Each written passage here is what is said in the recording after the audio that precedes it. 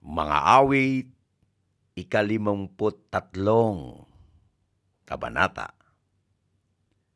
Sinabi ng hangal sa kanyang sarili, wala namang Diyos, wala nang matuwid, lahat ng gawain nila'y pawang buktot. Magmula sa langit, ang Diyos nagmamasid sa kanyang nilalang. Kung mayroong marunong at tapat sa Kanya na nananambahan. Ngunit kahit isa, ni isang mabuti ay walang nakita. Lahat ay lumayo at naging masama, lahat sa kanila. Ang tanong ng Diyos, sila ba'y mangmang at walang kaalaman? Ayaw manalangin, kaya't bayan ko'y pinagnanakawan.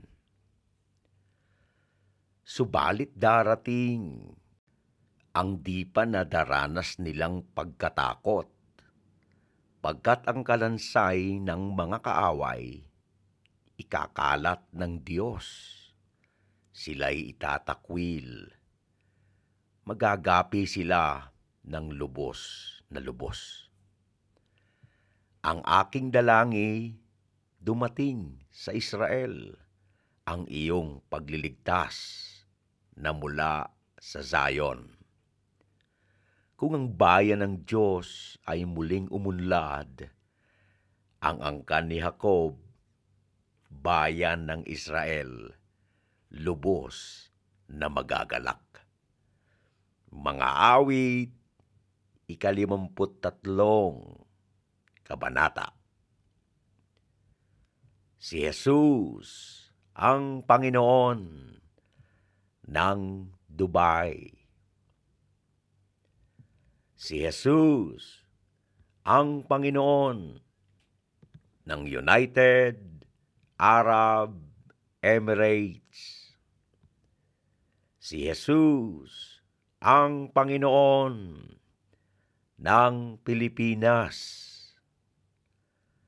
Ang Diyos ay mabuti sa lahat ng oras.